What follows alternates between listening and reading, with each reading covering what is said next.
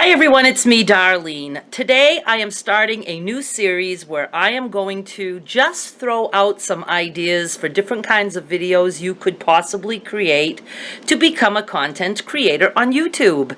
Now I know I have done one video in the past, but this is going to be like little short versions of just throwing ideas out at you just to inspire you and to encourage you and to get you, thinking outside of the box as to what you might possibly record. The first thing I want to say is anything you can think of, there is an audience out there for it. It's really all in how you present it, how you get to know your audience, how you connect. There's a lot that goes into becoming successful on YouTube. I'm not the best example, but I'm hoping I will be a good example because I'm only recently full-time YouTube, so I just want to show you guys how progression can go if you put your all into it.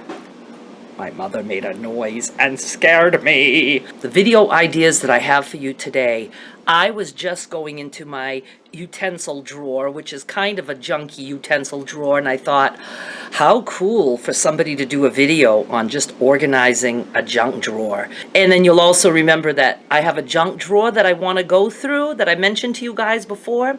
So I just did a quick search on YouTube on how to organize a junk drawer, and there are a bunch of videos. So if you're the type of person that has little organizational tips like that, I think that would be a great idea for a channel. You could show how to organize stuff in the kitchen, or what to do with appliances that you only use every now and then, or how to organize a closet. Doesn't even have to be a whole closet. You could give a tip like, I once saw this woman and I thought it was brilliant.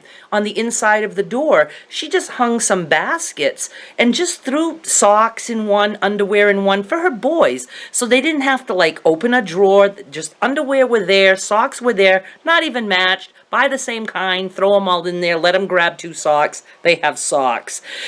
So just tips like that. People love tips, and if that's your thing, very easy to do videos like that. And the videos don't even have to be but 30 seconds long. So that's one of my brilliant ideas for today that I'm throwing out there. If you think that you might like doing videos like that, go to YouTube and just type in how to organize a junk drawer and look through the videos that come up. Don't be, what's the word I want? Don't be intimidated by the videos that look like they were done by professionals and that have, the beautiful little light music in the background. And I don't care for music in the background when somebody's talking, and a lot of people do that. I mean, it has to be very soft. If they're talking, I want to hear them talking. I don't want to hear in the background. That's just me. Whatever. Don't be intimidated by those videos, or don't be intimidated by what they're actually showing you. Some people are just, they're thinking in terms of, oh, this is how I have to do it. You don't have to do it like anybody else does it. You can do it the way you want to do it.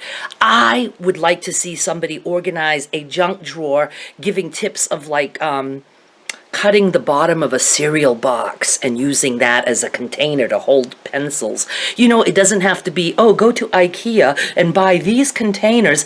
No, just do your own thing. Come up with just some very simple ideas. That's all it takes. It doesn't take anything more than that.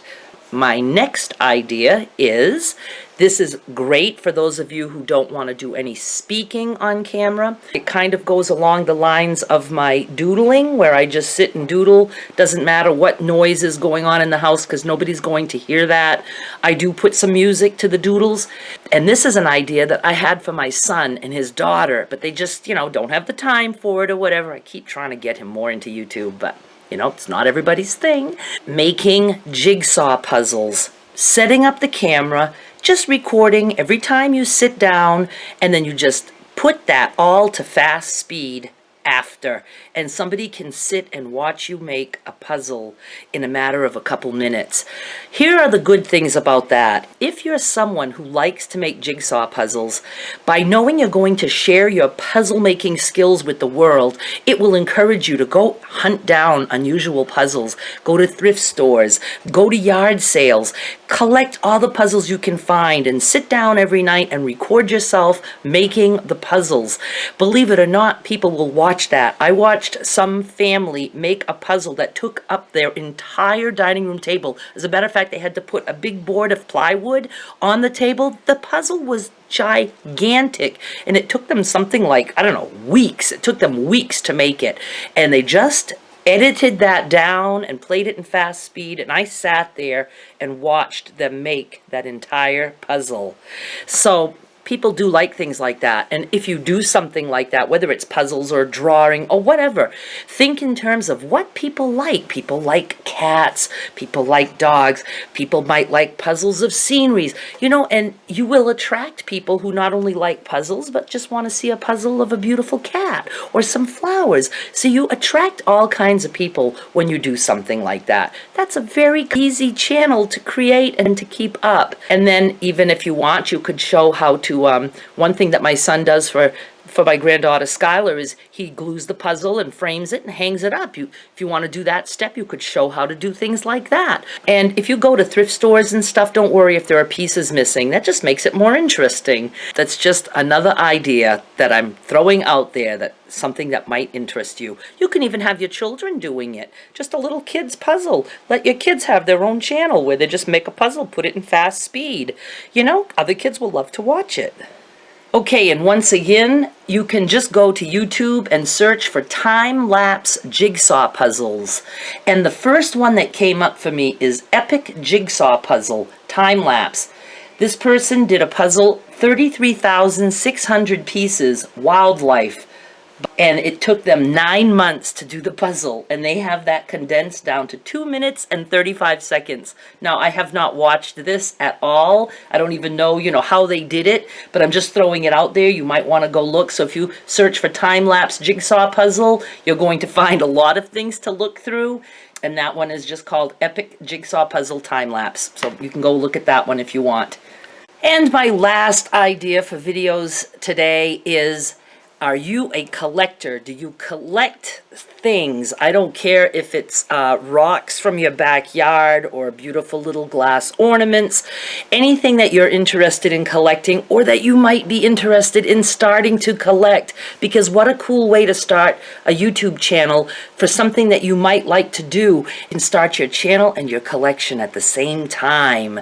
So if you like to walk around outside and you pick up unusual rocks, or if you walk along beaches and you find pretty shells, make sure you're allowed to take these things, but I don't know anybody who's ever gone to jail for picking up a shell. You know, just think of things that you'd like to collect and show your collection on YouTube. Now, that doesn't mean you have to, you know, show your whole entire collection in one video, because now your videos are done. You could show one piece at a time. Tell a little tiny story. This is the pretty rock that I found when we went to such and such a beach. Or if you collect things that are purchased, you can let people know where they purchased it, how much you paid. If you are affiliated with any stores or anything, you can use your links and say, I got this on Amazon, and, you know, share your Amazon link. Always look at whatever site you're using to see if you're allowed to do such a thing. You know, but again, it's just ideas. But you could just start out by showing a very basic collection. Now, for the heck of it, I just searched for my collection on YouTube, and somebody is showing my eraser collection, my lip gloss collection, my massive wig collection, my sneaker collection. I mean, it's just my broken and smashed iPhone collection. So, you know. And then there's big things, my car collection, my cube collection, my Littlest Pet Shop collection, my bookmark collection, Barbie doll collection. You know, a lot of these things are things that you would normally think of, but you could show your button collection. Okay, battery was dying, and I had to go and sit somewhere else where I can plug in.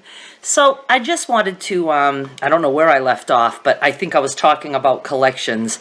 You know, just anything you can think of that you might like to collect, or even things that you just have that you think nobody would be at all interested in. Somebody's interested in it, I promise you. I love buttons. Somebody could show me a button collection and each video show me 3 buttons. I would totally watch that. How bizarre, but I would. So, you know, just don't second guess yourself. Just throw things out there. But I suggest anytime you have an idea, don't give up on it. Do a series. I don't care if it's just a series of 5, a series of 10. Do a series, post them all, let it be out there. Then if it never catches on, move along and do another series. But, you know, who would think that, you know, oh, Saturday, let's go to the thrift store and see if we can find any coats with unusual buttons that I can collect. I mean, you know, it's just, it's fun. It's way more than just being about YouTube. It's being about a passion, sharing your passion with others, helping you to find a passion that you didn't even know you had. So these are just 3 ideas out of a gazillion, but I will be doing more of these videos because I like to not only share ideas, I like to get you thinking about what you could possibly do. And I want you to be able to learn to think and say, a bottle of white glue, how can this be a video? You know what? It could be. There are lots of uses for white glue. Go look it up. I'm sure you'll find all kinds of things. You can even do a mask for your nose that you peel off. You know, like those strips that people use? You can do that with white glue. So, like I said, anything that you can look at or feel or think about or touch is a video. So I just hope that this gives you a little bit of inspiration, and I will be back with more soon. Bye!